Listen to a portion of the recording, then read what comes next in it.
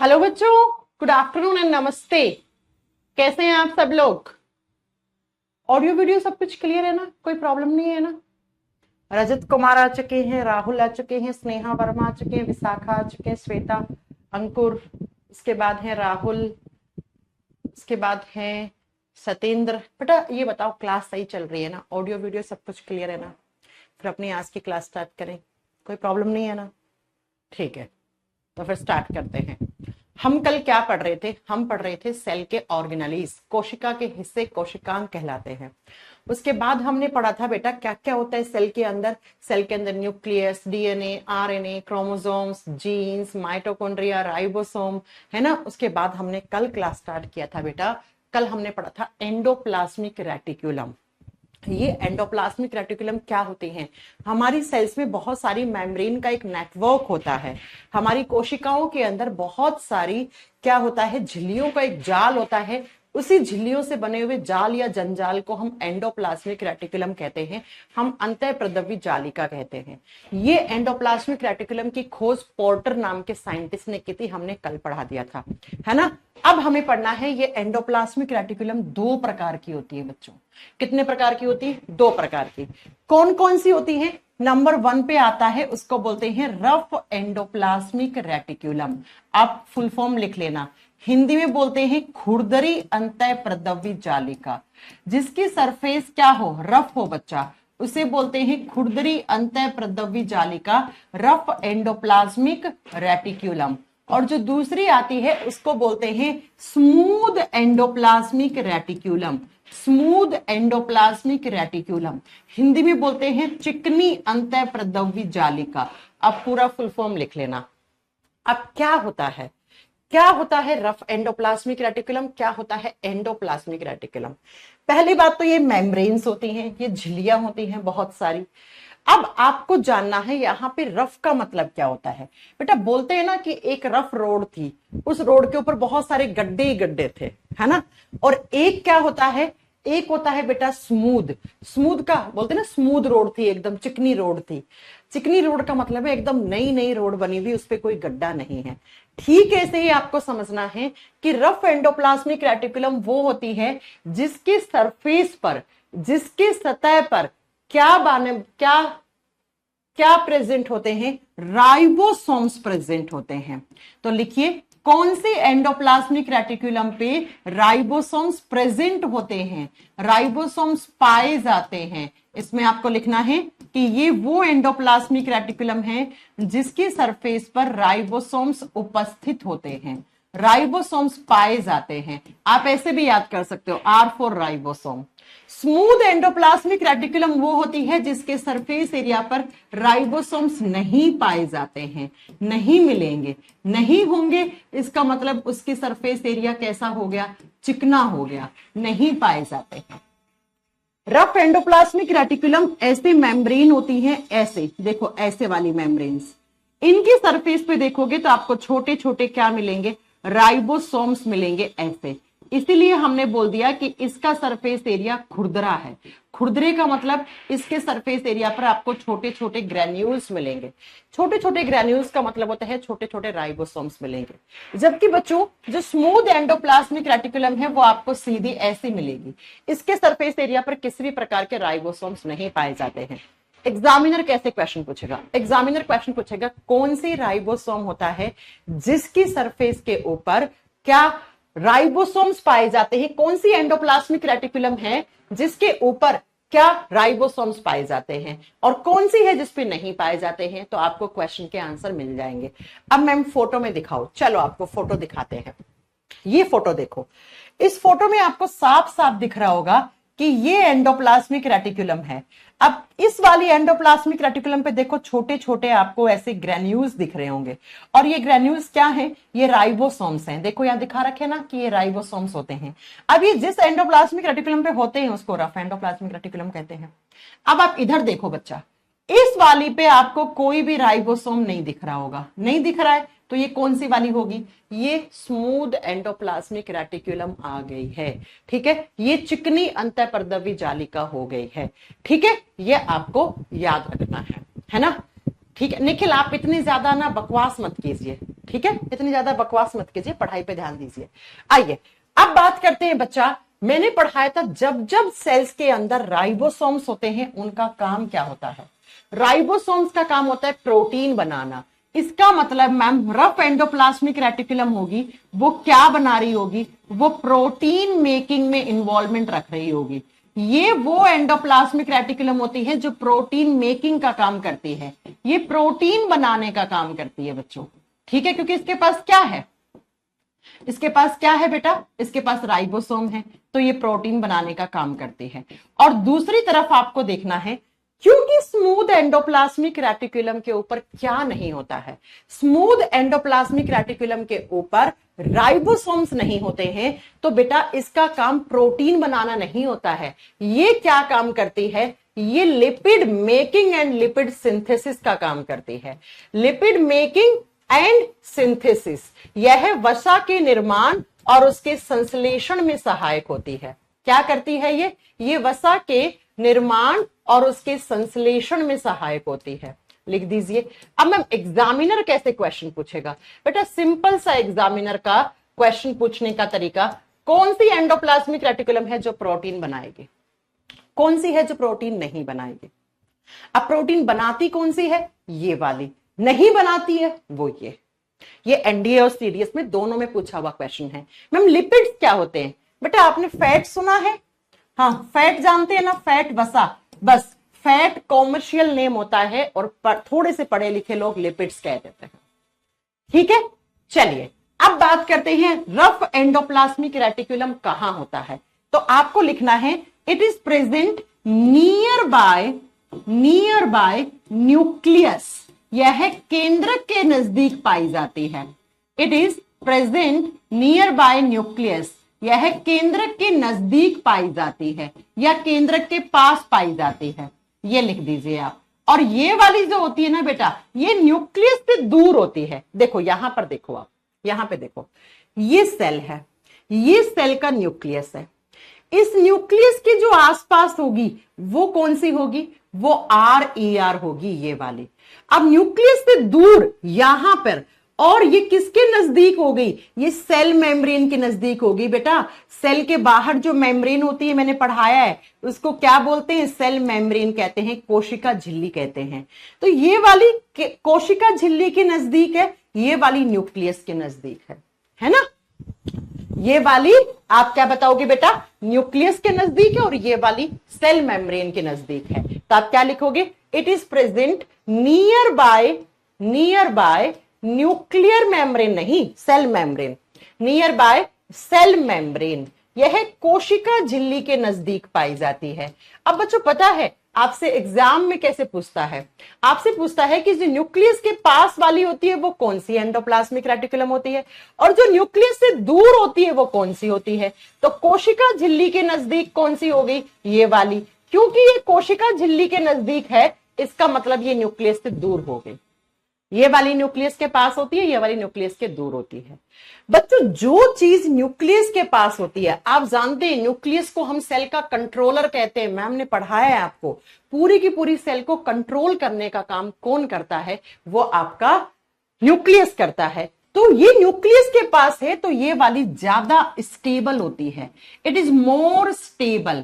More stable का मतलब हो गया यह ज्यादा स्थायी होती है बेटा, क्योंकि डायरेक्टली न्यूक्लियस के कंट्रोल में रह रही है, तो ये वाली ज्यादा स्थायी है, जबकि ये वाली लेस स्टेबल होती है। ये वाली क्या होती है, लेस स्टेबल, यह कम स्थायी होती है, यह कम स्थायी होती है। तो आपसे पूछ ले कौन सी एंडोप्लाज्मिक रेटिकुलम है जो ज्यादा स्टेबल है, कौन सी है जो कम स्टेबल है। आपके सामने बोर्ड पर आंसर है, आपके सामने बोर्ड पर आंसर है।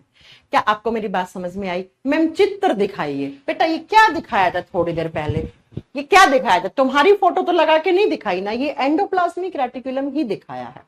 इसी को अंतःपरदव्य जालिका कहते हैं। आप देख सकते हैं यहाँ न्यूक्लियस लिखा हुआ, ये न्यूक्लियस के पास वाली है, इसके ऊपर क्या पाए जाते हैं, राइबोसोम्स। तो राइबोसोम्स का काम क्या हो गया, प्रोटीन बनाना। अच्छा अब आपसे एग्जामिनर कैसे पूछता है, एग्जामिनर पूछता है कौन से ऑप्शंस में सही ऑप्शंस हैं जो प्रोटीन बनाने का काम करते हैं। तो बेटा हमेशा और हमेशा सबसे सबसे पहला ऑप्शन में ढूंढना राइबोसोम्स। राइबोसोम्स हमेशा और हमेशा प्रोटीन बनाने का काम करते हैं। जहां जहां राइबोसोम होंगे वहां वहां हमेशा प्रोटीन बनेगा। तो राइबोसोम्स ने प्रोटीन बनाया है।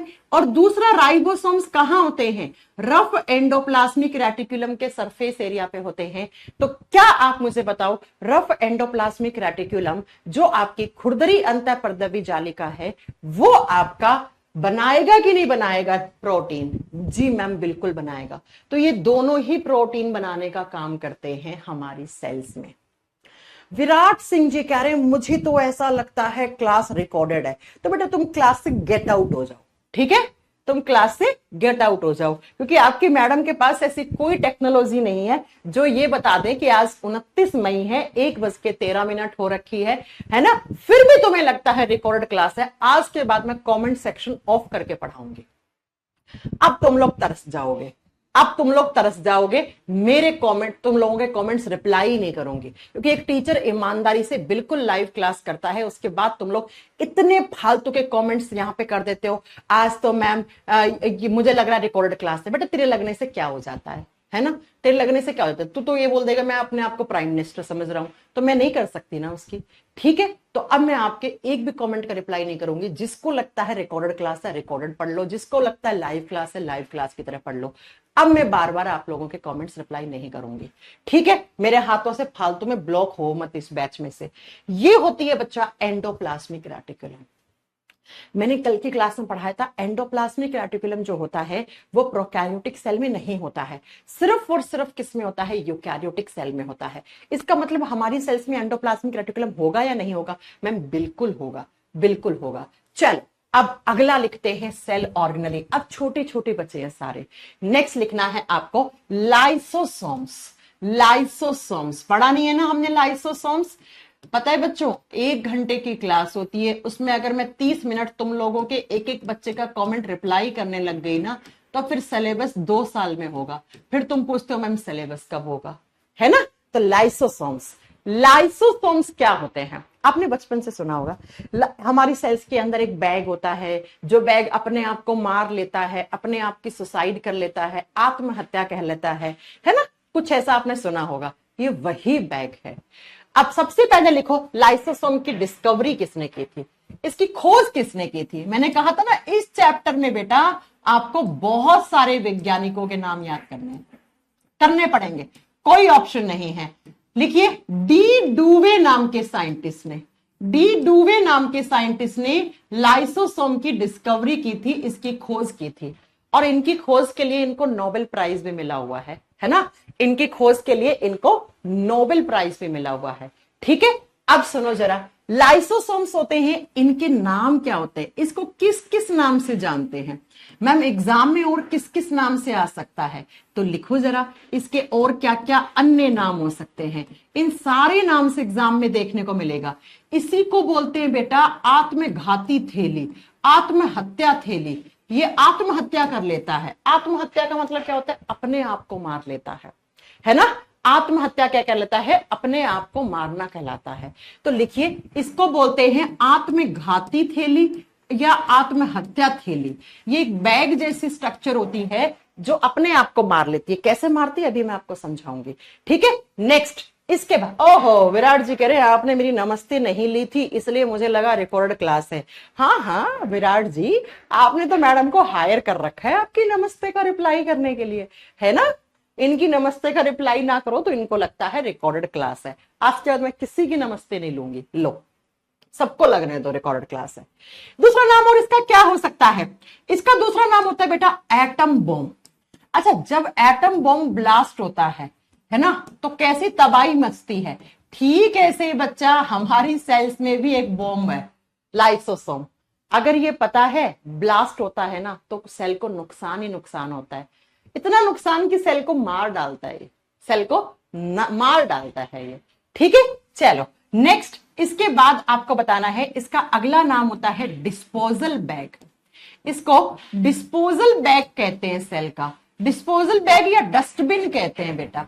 जैसे हमारे घरों में फालतू की चीजें होती हैं, खराब वेस्ट निकलता है, अपशिष्ट पदार्थ निकलते हैं, तो उनको हम कहाँ डाल देते हैं? एक बैग के अंदर, या फिर हम डस्टबिन में डाल देते हैं। ठीक ऐसे ही हमारे यहाँ भी सेल्स के पास एक डस्टबिन होता है बेटा, है ना। नेक्स्ट, हिंदी में सेम नाम, डिस्पोजल बैग बोलेंगे इसको, डिस्पोजल थैली बोलेंगे। अगला बेटा, जो रोड की सफाई करते हैं ना, रोड से कचरा हटाते हैं, उनको हम स्क्वेंजर्स कहते हैं। ठीक ऐसे ही हमारी सेल्स की सफाई करने का काम करता है ये, तो इसे कोशिका का सफाई कर्मी कहते हैं। सेल्स के अंदर सफाई कर देगा। सफाई का मतलब, जब भी कोई खराब चीज आ गई सेल के अंदर, जिसको सेल को जरूरत ही नहीं है, कोई फालतू चीज आ गई, तो वो इस बैग में डाल देती है सेल, और वो उसको खत्म कर देती है ना। आई बात समझ में? तो ये सारे के सारे नाम पूछे सेल का, कोशिका का कौन सा हिस्सा है जिसको आत्मघाती थैली कहते हैं, जिसको एटम बॉम्ब कहते हैं, जिसको डिस्पोजल बैग कहते हैं, जिसको स्क्वेंजर ऑफ सेल कहते हैं। ये सारे नाम किसके? लाइसोसोम के होते हैं बेटा, ये सारे नाम। नेक्स्ट पॉइंट, आप मुझे फटक से बताओ, लाइसोसोम कौन से टाइप की सेल्स में नहीं होता है? मैम ने पढ़ाया था, अगर कोई प्रोकैरियोटिक सेल है, अगर कोई प्रोकैरियोटिक कोशिका है, तो उसमें लाइसोसोम्स नहीं मिलेंगे, नहीं पाए जाते। तो हिंदी में लिख लेना, प्रोकैरियोटिक कोशिकाओं में क्या नहीं पाया जाता है? आप कहोगे लाइसोसोम नहीं पाया जाता है। लेकिन बच्चों, अगर कोई यूकैरियोटिक सेल होगी तो आपको उसमें बहुत सारे लाइसोसोम्स देखने को मिलेंगे। जी हां, यूकैरियोटिक सेल्स में ये देखने को मिलते हैं। अब बात आती है मैम, जैसे आपने पढ़ाया था न्यूक्लियस के बाहर 2 मेम्ब्रेन होती हैं, है ना। ऐसे ही आपने पढ़ाया माइटोकॉन्ड्रिया के ऊपर 2 मेम्ब्रेन होती हैं। आपने कल पढ़ाया राइबोसोम पे 1 भी मेम्ब्रेन नहीं होती है। तो लाइसोसोम के ऊपर कितनी मेम्ब्रेन होती है? सिंगल मेम्ब्रेन स्ट्रक्चर होती है बेटा, इसके बाहर एक ही मेम्ब्रेन होती है। तो लिख दो, लाइसोसोम के बाहर एक झिल्ली पाई जाती है। यह एकल झिल्ली वाला कोशिकांग होता है, एक ही मेम्ब्रेन है बेटा इसके ऊपर, एकल झिल्ली वाला कोशिकांग, सिंगल मेम्ब्रेन सेल ऑर्गेनेली। इसके बाहर एक ही मेम्ब्रेन होगी बेटा, एक ही मेम्ब्रेन होती है। ठीक है, आगे बात समझ में? हाँ जी मैम। अब बात करते हैं लाइसोसोम क्या क्या काम करता है। पहले मैं आपको लाइसोसोम दिखाती हूं, एक बच्चा बोलता ना चित्र दिखाइए आओ बेटा तुम्हें चित्र दिखाते हैं। ये आपकी सेल है ना, इस सेल में देखो यहां पे दिखा रखा है कि ये लाइसोसोम है, दिख रहा है? ये लाइसोसोम दिख गया? हाँ जी मैम। बैग जैसा है, थैले जैसा है, ऐसा दिख रहा है? हाँ जी मैम, थैले जैसा है। अब बच्चों, ये करता क्या काम है? और अच्छे से ये देखो, अभी इसको समझाएंगे हम। लाइसोसोम का काम क्या होता है बेटा? लाइसोसोम ना एक बैग है ना, और इस बैग के अंदर कोई चीज भरी हुई होती है। अब वो चीज कौन सी भरी हुई है वो पहले समझो। इस तरीके से एक बैग है लाइसोसोम, है ना, इस बैग में। अब इस बैग में क्या भरे हुए होते हैं? इस बैग में बहुत सारे एंजाइम्स भरे हुए होते हैं, ऐसे ऐसे, और इन बहुत सारे एंजाइम्स को नाम दिया जाता है हाइड्रोलाइटिक एंजाइम। क्या नाम देते हैं बेटा इसको? बोलो, हाइड्रोलाइटिक एंजाइम्स। बच्चों मैं आपको बता दूं, ये एक एंजाइम नहीं है, ग्रुप ऑफ एंजाइम्स। बहुत सारे एंजाइम्स का क्या होता है बेटा? ग्रुप होता है, समूह होता है। ठीक है, हिंदी में क्या बोलते हैं इसको? हिंदी में बोलते हैं अपघटीय एंजाइम, अपघटीय एंजाइम्स। बच्चों नाम से क्लियर है, अपघटन कर देते हैं। अपघटन का मतलब क्या होता है? तोड़ देना, छोटा छोटा तोड़ देना। और ये जो एंजाइम्स होते हैं ना बच्चा, इनकी पीएच से क्वेश्चन आता है। इनकी पीएच होती है 4 से 5, और जब पीएच 4 से 5 होती है तो उस नेचर को क्या बोलते हैं? उसको एसिडिक कहते हैं, उसको अम्लीय प्रकृति का कहते हैं। आगे बात समझ में? मैम लाइसोसोम एक बैग भरा हुआ है, इस बैग के बाहर एक मेम्ब्रेन होती है, ऐसे सिंगल मेम्ब्रेन होती है। ठीक है, नाम नहीं होता इसकी मेम्ब्रेन का। ये किससे भरा हुआ बैग है? ये बहुत सारे एंजाइम से भरा हुआ बैग है। और ये एंजाइम जो है, क्या इस एंजाइम, एक एंजाइम नहीं है, ग्रुप ऑफ एंजाइम्स होते हैं। ये एनडी के पेपर का क्वेश्चन है। हाइड्रोलाइटिक एंजाइम सेल के कौन से हिस्से के पास होते हैं? लाइसोसोम के पास होते हैं। आपको आंसर ऐसे करना था। ठीक है, चल अब समझो मेरी बात ध्यान से। होता क्या है, मान लो ये सेल है, ठीक है, बहुत ध्यान से समझना बच्चों, बहुत इंटरेस्टिंग है। ये सेल है, सेल है, इसमें ये लाइसोसोम है। अब मान लो इस सेल के अंदर आ गया कोई भी बिना डाइजेस्टेड किया हुआ मॉलिक्यूल आ गया, कोई कार्बोहाइड्रेट आ गई यहां पर, कोई प्रोटीन आ गया, कोई फैट आ गया, ये सारे होते हैं पोषक तत्व है, बिना पचे हुआ सेल के अंदर पहुंच गया मान लो जैसे तैसे करके। तो सेल क्या करती है, सेल कहती है कि ये जो बिना पचे हुए मॉलिक्यूल्स आए हैं ना, ये बिना डाइजेशन के जो मॉलिक्यूल एंटर कर गए हैं ना, उसको हम इस बैग में डाल देंगे। ये इस बैग में आएंगे, इस बैग में ये एंजाइम्स है, एंजाइम्स का काम होता है हमेशा तोड़ना। वो क्या करेगा, वो इन बिना पचे हुए अणुओं को तोड़ देगा, इन मॉलिक्यूल्स को तोड़ देगा। तो एक काम तो हो गया बच्चा हमारी सेल्स के अंदर डाइजेशन करवाना, इंटरसेल्यूलर डाइजेशन। लाइसोसोम का पहला फंक्शन क्या है, तो मैं यहां पे लिख रही हूं, एग्जाम में कैसे क्वेश्चन आएगा, एग्जाम में क्वेश्चन आता है सेल के कौन से हिस्से में इंटरसेल्यूलर डाइजेशन होता है। अरे याद करो ना कल की क्लास, इंटरसेल्यूलर रेस्पिरेशन कहां हो रहा था, कोशिकीय श्वसन कहां हो रहा था, माइटोकॉन्ड्रिया में। ठीक ऐसे ही जरा ध्यान से समझो, इंटरसेल्यूलर का मतलब होता है अंतर कोशिकीय, कोशिका के अंदर हो रहा है, और डाइजेशन का मतलब होता है पाचन या पचाना। ठीक है, तो सेल का वो हिस्सा है, ये वो जगह है जहां पर सेल के अंदर डाइजेशन होता है, सेल के अंदर डाइजेशन होता है। तो इंटरसेल्यूलर डाइजेशन कौन करवाता है, एग्जामिनर इतनी बार पूछता है, लाइसोसोम्स करवाते हैं, पहला काम। दूसरा काम समझो, मान लो आपकी सेल के अंदर कोई वेस्ट कंपाउंड आ गया। वेस्ट का मतलब क्या होता है बेटा, जिसकी जरूरत नहीं है इस सेल को।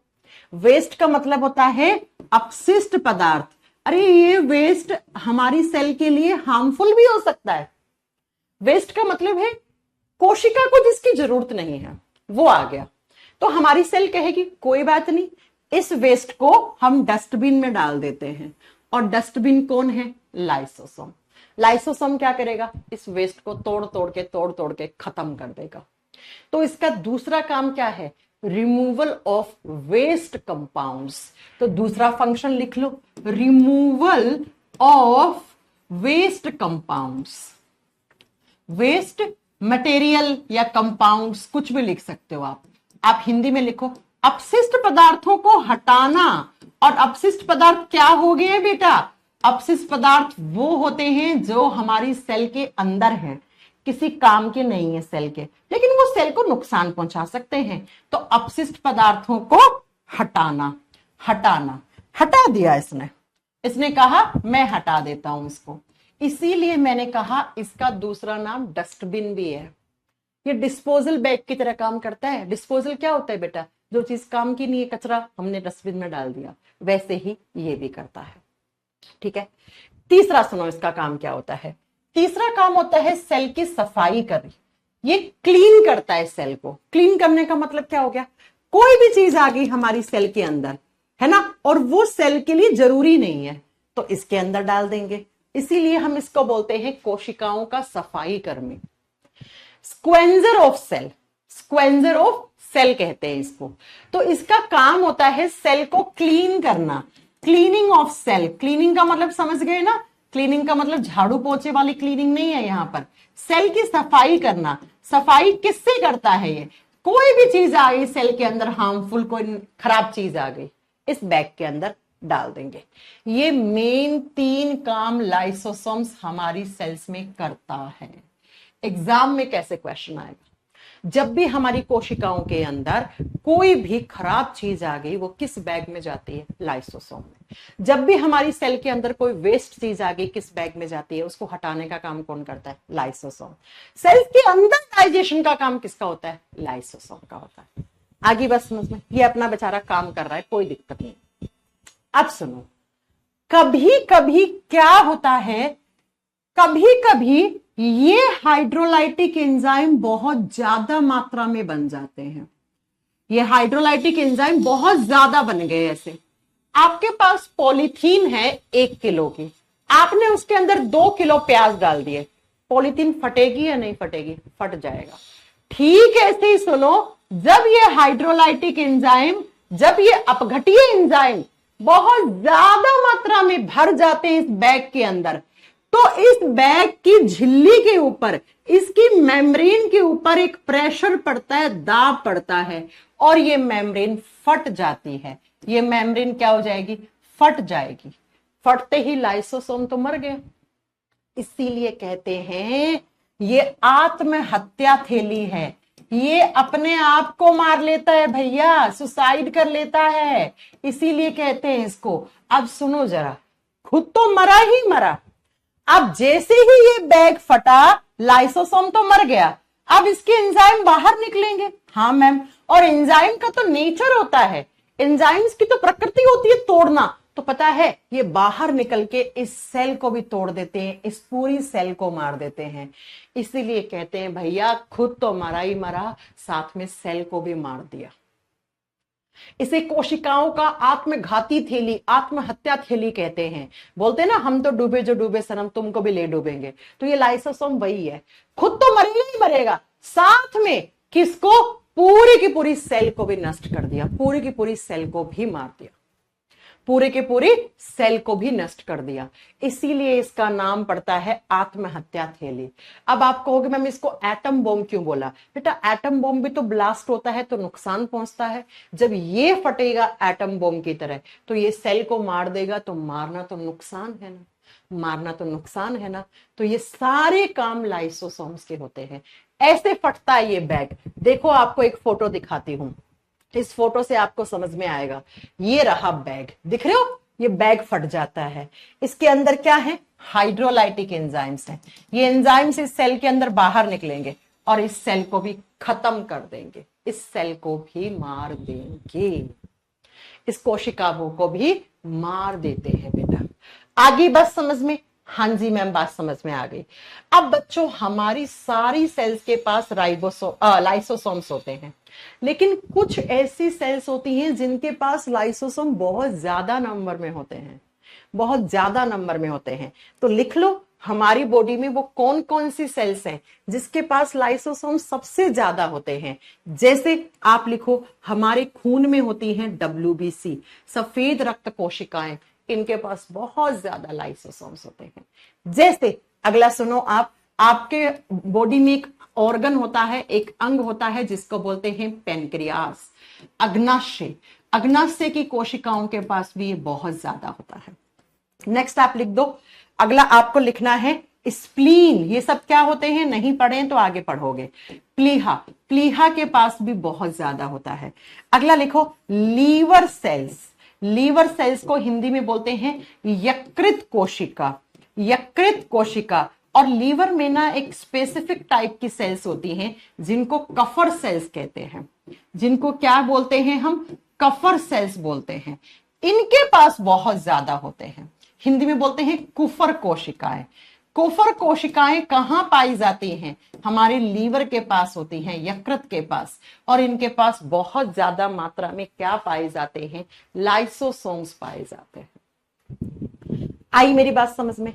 जैसे मैं आपको बता देती हूं, किडनी सेल्स, अगला लिख सकते हो, हमारे गुर्दे के अंदर जो कोशिकाएं होती हैं उनके पास भी बहुत ज्यादा मात्रा में आपको लाइसोसोम मिलेंगे। लिख दो, गुर्दे की कोशिकाओं के पास, गुर्दे की कोशिका के पास।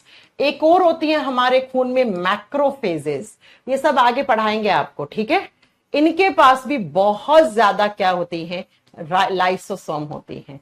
मैक्रोफेज, मैक्रोफेज ये लो, ऐसे होती है, ऐसे, ठीक है?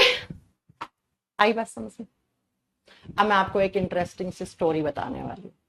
कितने बच्चों ने सुना है सबसे खतरनाक कैंसर ब्लड कैंसर होता है? कितने बच्चों ने सुना है कि सबसे खतरनाक कैंसर क्या? ब्लड कैंसर होता है। अब मैं आपको पहले नोट डालकर एक पॉइंट लिखवा रही हूं, बाद में उसको समझाऊंगी उसका मीनिंग। लिखो जरा, डिटेल में पढ़ना है ना, पढ़ो जरा। In case of blood cancer, in case of blood cancer, lysosomes are more active. Lysosomes are more active. क्या मतलब हो गया हिंदी में? जब कभी किसी इंसान को ब्लड कैंसर होता है, खून में कैंसर होता है, किसी के खून में कैंसर मिला है, तो उस बॉडी में लाइसोसोम ज्यादा सक्रिय हो जाते हैं, ज्यादा एक्टिव हो जाते हैं। इसका मतलब क्या है? अब हम आपको समझाते हैं कि ब्लड कैंसर कैसे होता है और ब्लड कैंसर में लाइसोसोम्स का क्या योगदान है। चलिए सुनिए, ब्लड कैंसर का मतलब क्या हो गया? वो कैंसर जो खून में है, और खून में कैंसर तब होता है जब WBC बहुत ज्यादा बढ़ जाती है। मान लो होनी चाहिए थी 1 ml ब्लड में, मान लो होनी चाहिए थी 8 से 10 हजार, हो गई 8 से 10 लाख। ठीक है, आई बात समझ में? आनी चाहिए थी WBC 8 से 10 हजार और आ गई 8 से 10 लाख। और मैंने तो आपको अभी पढ़ाया, सबसे ज्यादा लाइसोसोम कौन सी सेल्स में होता है? खून की WBC में। जितना ज्यादा WBC उतने ज्यादा लाइसोसोम्स। जी हां मैम, तो उतने ज्यादा लाइसोसोम्स होंगे, तो जितने ज्यादा लाइसोसोम उतने ज्यादा हाइड्रोलाइटिक एंजाइम। जितने ज्यादा हाइड्रोलाइटिक एंजाइम बनेंगे, लाइसोसोम फटना शुरू हो जाएंगे। कहां के लाइसोसोम? WBC के लाइसोसोम। लाइसोसोम फटेंगे तो खुद तो मरेगा ही मरेगा, पूरी सेल को मार देगा, आसपास की सेल को मार देगा, और आपके खून में ऐसे बहुत सारी मरी हुई सेल्स आ जाएंगी। बच्चों, जब सेल्स मर जाती है ना, तो सेल्स के ऊपर चार्ज नहीं होता है, और चार्ज नहीं होता है तो आपस में आके ऐसे सेल का क्लंप बनना शुरू हो जाता है। क्लंप का मतलब होता है खून गाढ़ा होना शुरू हो जाता है, और डॉक्टर के पास जाएंगे तो डॉक्टर कहेगा, अरे बाबा तुम्हारे खून में तो कैंसर सेल्स हैं, तुम्हारे खून में तो WBC बहुत ज्यादा। तो लाइसोसोम का ब्लड कैंसर में क्या योगदान है? मैम, ब्लड कैंसर कब होता है? जब WBC आनी चाहिए थी हजारों में, आ जाती है लाखों में और करोड़ों में, तब, है ना? और जब ज्यादा WBC यानी कि ज्यादा आपके लाइसोसोम, जितने ज्यादा लाइसोसोम का नेचर तो फटना है ना, फट जाते हैं, फट के सेल को मार देते हैं, मरी हुई सेल्स आपस में जुड़ती हैं, जुड़ने से खून गाढ़ा होता है, और इंसान के बॉडी में धीरे धीरे देखो खून का काम क्या होता है? ऑक्सीजन पहुंचाना। अब खून तो यहाँ पे गाढ़ा होके बैठा है, खून तो घूम ही नहीं रहा है, तो ऑक्सीजन इस इंसान के बॉडी में जाएगा ही नहीं, तो इसके खून का धीरे धीरे क्लोट बनना शुरू हो जाता है ना? अच्छी सेल्स को भी मार देता है लाइसोसोम RBC को भी मार देता है। सोचिए, अब बैग अभी फटेगा तो सेल मरेंगी, तो उस इंसान के बॉडी में धीरे धीरे ऑक्सीजन का अमाउंट डिक्रीज होना शुरू हो जाता है, ऑक्सीजन की कमी होना शुरू हो जाती है, और इंसान डॉक्टर के पास आता है, डॉक्टर कहता है आपको तो ब्लड कैंसर हो गया। अब ये स्टोरी हो गई है हमारी किसके? ये हो गई है स्टोरी हमारे ब्लड कैंसर के टाइम पे। मैम, एग्जाम में कैसे क्वेश्चन बनेगा? एग्जाम में क्वेश्चन पूछता है बेटा एग्जामिनर कि जब किसी इंसान को ब्लड कैंसर होता है, तो वो जो कैंसर वाली सेल्स हैं, उनके अंदर सबसे ज्यादा रोल अदा कौन करता है? तो सबसे ज्यादा रोल रहता है उसमें लाइसोसोम्स का। यस और नो? समझ पाए? लाइसोसोम फटेगा, सेल को मारेगा, मरी हुई सेल जुड़ेंगी, जुड़ने से खून का क्लोट, खून का थक्का बन जाएगा, खून जमना शुरू हो जाएगा, उसी को कैंसर बोल देते हैं। उसी को क्या कह देते हैं? ब्लड कैंसर कह देते हैं।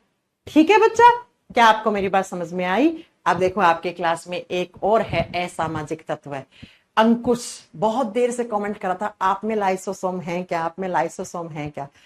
मैंने उसका रिप्लाई नहीं किया। अब पता है दूसरा क्या क्वेश्चन कर रहा है? आपकी सैलरी कितनी है? आपकी सैलरी कितनी है मुझसे पूछ रहा है। हाँ, देखो, ये पढ़ने वाले बालक नहीं है, ये नहीं लगता 300-400 में बैच खरीद लेते हैं, टाइम पास करेंगे वहां पे, मैडम की सैलरी पूछेंगे, मैडम से फालतू के क्वेश्चंस करेंगे, है ना? कोई बात नहीं अंकुश, तुम्हारे जैसे बेटा बहुत आते हैं, बहुत निकल जाते हैं। फॉर्म तो 1 करोड़ 8 लाख भरे गए ना ग्रुप डी में, लेकिन सिलेक्शन तो सिर्फ 30-35 हजार बच्चों का होगा, तो तुम वो बाकी वाले बच्चों में रह जाओगे, ये पूछते हुए कि मैडम की सैलरी कितनी थी। ओके बच्चों, अब देखो पंकज करें लाइसोसोम कहाँ होता है? मेरे माथे में होता है बेटा। क्या हो यार, तुम लोग क्या खा के पैदा किया है तुम्हें तुम्हारे माता पिता ने? मुझे समझ में नहीं आता है। कह रहा है कि मैडम लाइसोसोम कहाँ होते हैं? मैं अपना माथा पकड़ के दीवार में भिड़ा लूंगी। ठीक है ना, आगे बात समझ में? तो ये लाइसोसोम की स्टोरी होती है बच्चा, ये याद रखिएगा। ठीक है, अब चलते हैं अगले सेल ऑर्गेनेली पे। लाइसोसोम हमारा खत्म हो गया। अब हम पढ़ेंगे क्लोरोप्लास्ट के बारे में। नेक्स्ट लिखोगे क्लोरोप्लास्ट। अच्छा, क्लोरोप्लास्ट से पहले हम डिटेल में पढ़ते हैं प्लास्टिड्स क्या होते हैं। नेक्स्ट लिखना है प्लास्टिड्स। प्लास्टिड्स को हिंदी में बोलते हैं लवक। लवक सुना होगा ना, हरित लवक होता है। प्लास्टिक मत बोलना, प्लास्टिड, प्लास्टिड। ठीक है, ये प्लास्टिड्स क्या होते हैं आपको ये समझना है। सबसे पहला पॉइंट, प्लास्टिड सिर्फ और सिर्फ प्लांट सेल में होते हैं। ये सिर्फ और सिर्फ कौन सी सेल्स में पाए जाते हैं? पादप कोशिकाओं में पाए जाते हैं। तो लिख दो, ये सिर्फ और सिर्फ पादप कोशिकाओं में पाए जाते हैं। हमारे बॉडी में ये नहीं होते हैं, ये सिर्फ और सिर्फ पादप कोशिकाओं में पाए जाते हैं।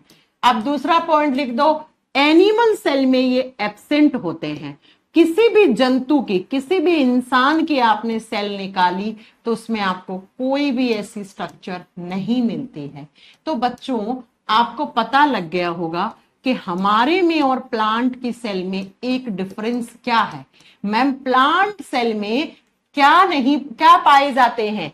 प्लास्टिड्स। जबकि हमारे सेल्स में नहीं होते हैं बेटा, ये प्लास्टिड्स नहीं होते हैं। आगे बात समझ में? हाँ जी मैम, ये प्लास्टिड्स पता है क्या काम करते हैं? ये कलर देने का काम करते हैं। ये कलरिंग मटेरियल होता है सेल का। कौन सी सेल का? प्लांट सेल का, क्योंकि सिर्फ प्लांट सेल में होता है। ये कलरिंग मटेरियल होता है। कलरिंग का मतलब क्या होता है? कलर देना। ये रंग देने का काम करते हैं। अब मैम कैसा रंग? अरे आपने देखा होगा सब्जियां बहुत सारे कलर की होती हैं, फल फूल इतने सारे कलर के होते हैं, है ना? पीला, नीला, काला, सारे टाइप के फल फूल लगते हैं। हमारे बॉडी में आपने कभी देखा है एक इंसान नीला, एक इंसान पीला, एक भूरा, एक पिंक कलर का? नहीं देखा ना। अच्छा है हम लोगों में नहीं है। अगर ये हम लोगों में होते तो पता है क्या होता? एक इंसान होता पिंक कलर का, एक होता ब्लू कलर का, एक होता बैंगनी कलर का, ऐसे अलग अलग कलर के इंसान घूम रहे होते। तो ये तो बहुत अच्छी बात है मैम, हमारी सेल्स में नहीं है। ठीक है, बात करते हैं बेटा इसकी खोज किसने की थी? डिस्कवरी अर्नेस्ट हैकल ने की थी। इसकी खोज किसने की थी कि प्लांट सेल के अंदर प्लास्टिड्स होते हैं? तो आप लिख सकते हो हैकल नाम के साइंटिस्ट ने इसकी खोज की थी। अर्नेस्ट हैकल ने इसकी खोज की थी। इन्होंने बताया था प्लांट सेल में अलग अलग कलर के लिए इतने प्लांट के ऊपर इतने इतने कलर के फल फूल सब्जियां कैसे मिल जाते हैं आपको? क्योंकि इसके अंदर अलग अलग कलर के पार्ट होते हैं। ठीक है, अब बच्चों ये जो प्लास्टिड्स होते हैं ना, ये 3 टाइप के होते हैं। Plastids are 3 types. मैम कवक पादप कोशिकाओं में पाए जाते हैं। बेटा कहां से पढ़ा? मैंने सिर्फ प्लांट सेल बोला है आपको, तो प्लांट सेल आपको याद रखना है। ठीक है, आपको एक ही याद रखना है। ये प्लास्टिड्स 3 प्रकार के होते हैं। लवक 3 प्रकार के होते हैं। कौन कौन से? एक नाम आप सबने सुन रखा है, क्लोरोप्लास्ट। सुन रखा है ना? क्लोरोप्लास्ट हिंदी में कहते हैं हरित लवक।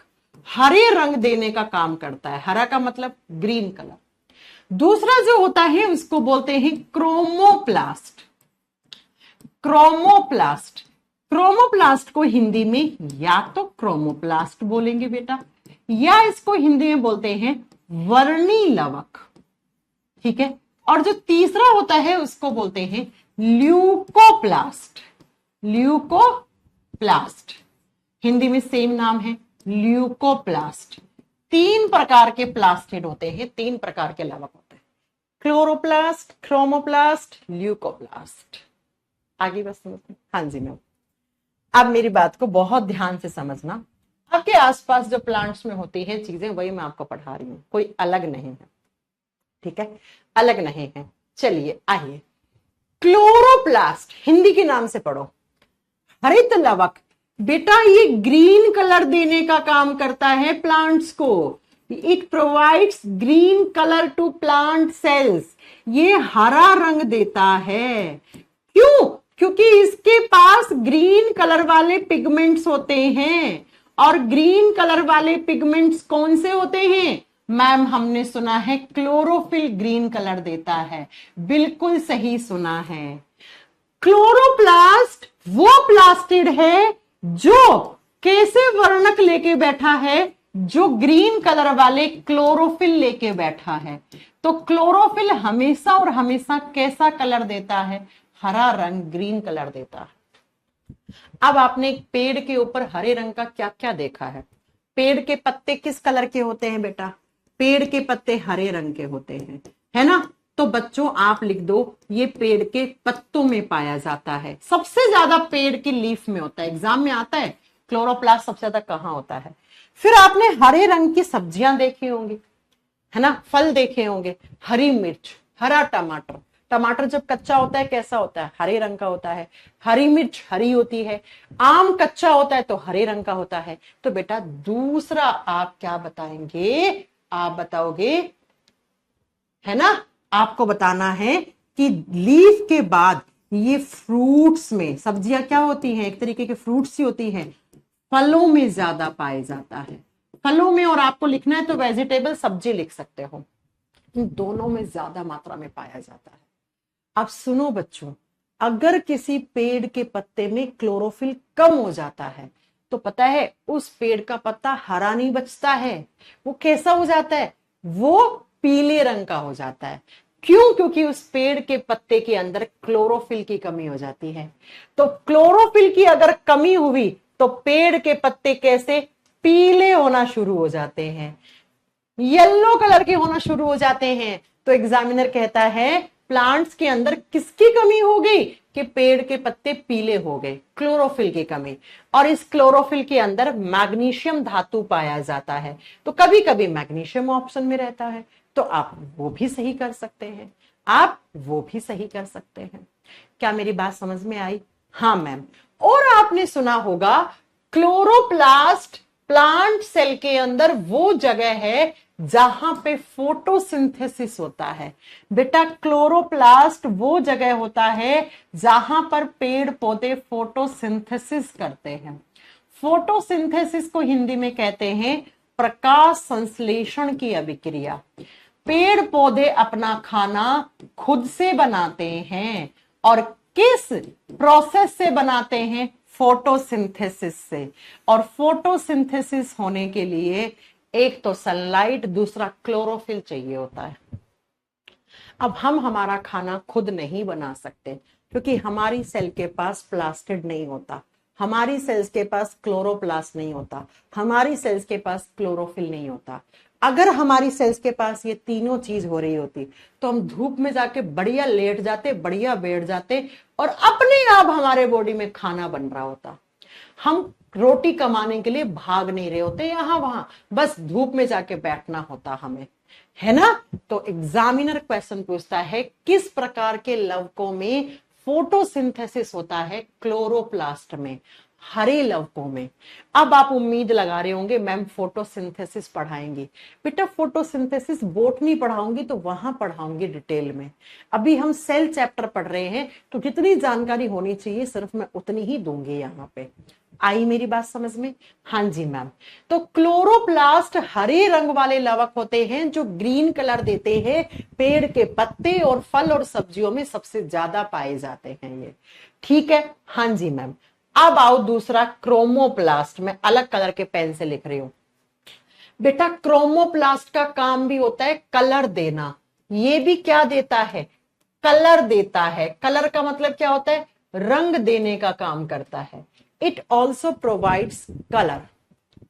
अब बेटा ये कौन सा कलर देता है? Except green colour. हरा रंग तो इसने दे दी ना, तो हरे रंग को छोड़ दो। किसको छोड़ दो आप? Accept green colour. हरे रंग को छोड़ दो। हरे रंग को छोड़कर जितने भी रंग के आज तक आपने सब्जियां, फल और जितने भी फूल देखे हैं ना, वो सारे इसकी वजह से देखे हैं। तो इसको लिखो, हरे रंग को छोड़कर, हरे रंग को छोड़ दो, अन्य सभी कलर देता है। हरे रंग को छोड़कर अन्य सभी रंग प्रदान करता है, अन्य सभी रंग प्रदान करता है। इसीलिए तो मैंने कहा ना, हम लोग एक ही कलर के हैं बेटा, हम सब लोगों की स्किन का एक ही कलर होता है, क्योंकि हमारी स्किन में एक ही कलर का पिगमेंट है, उसको मेलानिन कहते हैं। बाकी सब में क्या है बेटा, प्लांट्स में क्या है, अलग अलग कलर के। अब सुनो मैम, ये इतने सारे कलर क्यों देता है? क्योंकि इसके पास डिफरेंट पिगमेंट्स होते हैं बेटा, बहुत सारे डिफरेंट पिगमेंट्स होते हैं। हर एक कलर के लिए अलग पिगमेंट होता है इसके पास। जैसे आप देखो ना बेटा, इसके पास ग्रीन कलर का एक ही पिगमेंट था, क्लोरोफिल, तो उसने हरा ही रंग दिया। अब आप मुझे बताओ, आप लाल है ना, सफेद, आपने गुलाबी कलर का, आपने बैंगनी कलर के क्या खाते हो आप? ये सबसे ज्यादा पाया जाता है क्रोमोप्लास्ट फ्रूट्स में, सब्जियों में। फ्रूट्स लिख सकते हो, फ्रूट्स एंड जो वेजिटेबल्स होती हैं, सब्जियां और फल। और उसके बाद आपको रखना है फ्लावर में। फ्लावर का मतलब होता है फूल, पुष्प। पुष्प यानी कि आपने देखा होगा ना, गेंदे के फूल का अलग कलर होता है ना, और जो आपका गुलाब होता है उसके फूल का अलग कलर होता है। तो ये सारे के सारे आप बताओगे बेटा। देखो, क्लोरोप्लास्ट ज्यादा किस में होता है, पेड़ के किस हिस्से में कौन ज्यादा होता है? पेड़ के पत्ती में, और पेड़ के फलों में ज्यादा होता है। ये फलों में, सब्जियों में और फूल में ज्यादा होता है बेटा। फ्लावर फूलों में ज्यादा होता है। इसके पास अलग अलग कलर के पिगमेंट होते हैं। जैसे मैम 2-4 पिगमेंट पढ़ाई दो ना लगे हाथों, चलो पढ़ाते हैं। जैसे बच्चों, आपने देखा होगा पीला रंग, येलो कलर। पीला रंग का क्या क्या देखा आपने, जल्दी बताओ। पीले रंग के आपने क्या देखे होंगे? गेंदे के फूल देखे होंगे, पपीता पीला होता है, आम पकने के बाद पीला होता है, यही देखा होगा आपने। और आपने क्या देखा है? और मैम हमने देखा है सूरजमुखी का फूल। तो ये जो पीला रंग होता है ना, इसके लिए एक पिगमेंट होता है इसके पास, जिसको बोलते हैं जेंथोफिल। कौन सा पिगमेंट बच्चा? जेंथोफिल। तो जेंथोफिल जहां जहां होगा वहां पीला रंग होगा। तो पपीते के पीला रंग किसकी वजह से है? जेंथोफिल की वजह से। सूरजमुखी के फूल का पीला रंग किसकी वजह से है? जेंथोफिल की वजह से है। गेंदे के फूल का पीला रंग किसकी वजह से है? जेंथोफिल की वजह से है ना। लाल टमाटर होता है, टमाटर, टमाटर का जो लाल रंग होता है वो किस पिगमेंट की वजह से होता है? आप लिख सकते हो, वो ल्यूकोपीन पिगमेंट की वजह से होता है। अरे कौन सा पिगमेंट? ल्यूकोपीन। तो एग्जाम में आता है ना क्वेश्चन, टमाटर का लाल रंग किस पिगमेंट की वजह से है? ल्यूकोपीन नाम के पिगमेंट की वजह से। अगला और लिख लो, चुकंदर खाते हो? चुकंदर खाने से बहुत खून बढ़ता है। चुकंदर का जो लाल कलर होता है, चुकंदर को इंग्लिश में बोलते हैं बीट रूट, हिंदी में चुकंदरी कहते हैं, आप लिख सकते हो। हिंदी में हम क्या बोलते हैं? चुकंदर बोलते हैं। चुकंदर के अंदर कौन सा पिगमेंट पाया जाता है? बिटानिन, बिटानिन नाम का पिगमेंट। और ये बिटानिन चुकंदर वाला लाल कलर देता है। गाजर खाते हो? गाजर, गाजर नारंगी कलर की होती है ना, तो गाजर के अंदर कौन सा पिगमेंट होता है? कैरोटीन। तो आप लिख सकते हो कैरेट, कैरेट यानी गाजर। तो गाजर को कलर किसने दिया? कैरोटीन ने दिया। तो बेटा ये अलग अलग कलर के पिगमेंट हैं। तो जिस भी कलर का पिगमेंट होगा वो अपना कलर देने का काम करेगा, वो अपना कलर देने का काम करेगा। क्या मेरी बात पल्ले पड़ रही है? इसने हरा रंग दिया। हरे रंग को छोड़ के जितने भी आपने सब्जियों के रंग देखे हैं, आपने फल फूलों के रंग देखे हैं, वो सारे इसकी वजह से होते हैं, क्रोमोप्लास्ट की वजह से होते हैं। क्या मेरी बात आई, समझ में आई? आ गई होगी। चलो अब मैं आपसे एक लाइव एग्जांपल पूछती हूँ। बेटा मुझे बताओ, हरी मिर्च कच्ची होती है तो कैसी होती है? हरे कलर की। पक जाती है तो कैसी होती है? लाल कलर की। आम कच्चा होता है, अमियां होती है तो किस कलर की होती है? हरे रंग की। पकने के बाद कैसा हो जाता है आम? पीला। पपीता कच्चा होता है, हरा, पकने के बाद कैसा हो जाता है? पीला हो जाता है ना। ऐसे ही टमाटर कच्चे होते हैं, हरे, पकने के बाद कैसे हो जाते हैं? लाल हो जाते हैं। तो बेटा ये बताओ, जो कच्ची सब्जियां होती हैं उनका कैसा रंग होता है? आप मुझे बताओ, कच्ची सब्जियों का कलर कैसा होता है? हरा। और हरा रंग कौन देता है? क्लोरोप्लास्ट। और जैसे ही टमाटर पक गया लाल हो गया, पपीता पक गया पीला हो गया, आम पक गया पीला हो गया। पीला रंग कौन देता है ये? क्या मैं ये कह सकती हूं कच्ची सब्जियों में क्लोरोप्लास्ट ज्यादा पाया जाता है? और क्या मैं ये कह सकती हूं पके हुए सब्जी और पके हुए फलों में क्रोमोप्लास्ट ज्यादा होता है? जी हाँ मैम, आप कह सकते हो। तो बच्चों, एनसीईआरटी में साफ साफ एक लाइन लिखी हुई है कि जो क्लोरोप्लास्ट होता है ना, वो आगे जाकर बदल जाता है किसमें? क्लोरोप्लास्ट कन्वर्ट हो जाता है किसमें? क्रोमोप्लास्ट। स्टेटमेंट में क्वेश्चन पूछता है, कहता है chloroplast can be converted into chromoplast. क्या ये स्टेटमेंट सही है? बिल्कुल सही है मैम, है ना? तो क्लोरोप्लास्ट जो होता है वो कच्चे फल और कच्ची सब्जियों में ज्यादा होता है, और ये क्लोरोप्लास्ट आगे जाकर बदल जाता है किसमें? आप बताओगे क्रोमोप्लास्ट में बदल जाता है। लेकिन कभी ये देखा है टमाटर लाल होने के बाद वापस हरा हो रहा है, मिर्ची लाल होने के बाद वापस हरी हो रही है, पपीता पीला होने के बाद वापस हरा हो रहा है, पका हुआ आम पीले से वापस ग्रीन कलर का होता है क्या? नहीं। तो याद रखना, क्रोमोप्लास्ट क्लोरोप्लास्ट में नहीं बदलता है, ऐसा नहीं हो सकता है, जबकि क्लोरोप्लास्ट क्रोमोप्लास्ट में बदल सकता है। यह स्टेटमेंट बिल्कुल सही है, बिल्कुल सही है। क्या मेरी बात आपके पल्ले पड़ रही है? जब कच्ची सब्जियां फल होते हैं उनमें क्लोरोप्लास्ट ज्यादा होता है, क्योंकि उनको फोटोसिंथेसिस करना होता है। फोटोसिंथेसिस से क्या बनता है? उनका खाना, है ना? और इसलिए उनके पास जब कच्चे होते हैं उनको फोटोसिंथेसिस चाहिए होता है ज्यादा मात्रा में, तो उनके पास क्लोरोफिल होता है, उनके पास क्लोरोप्लास्ट होता है।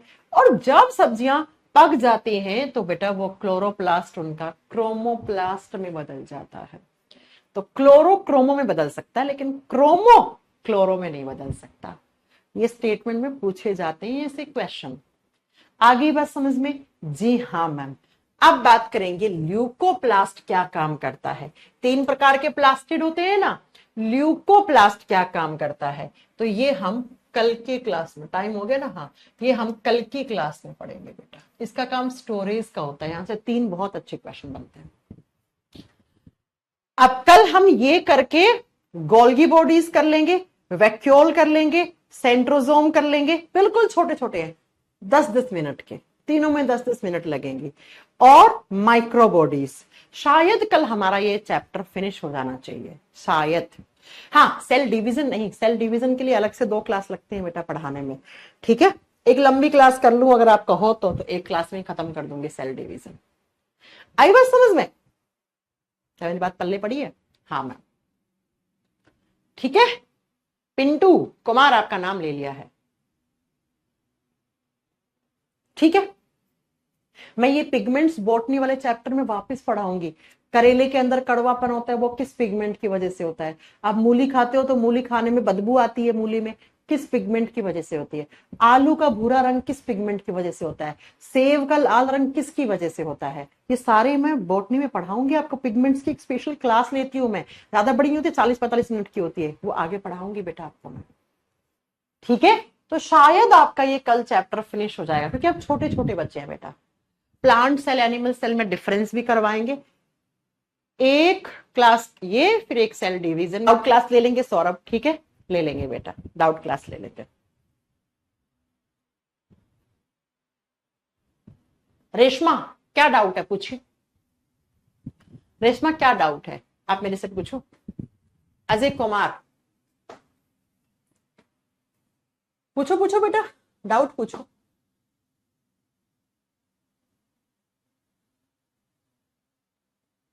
आपके डाउट हो ना तो किसी रजिस्टर में, कॉपी में, जहां पे नोट्स बनाते हो ना, तो उसमें एक जगह लिख लो, मैं आपकी डाउट क्लास ले लूंगी, कोई बात नहीं है।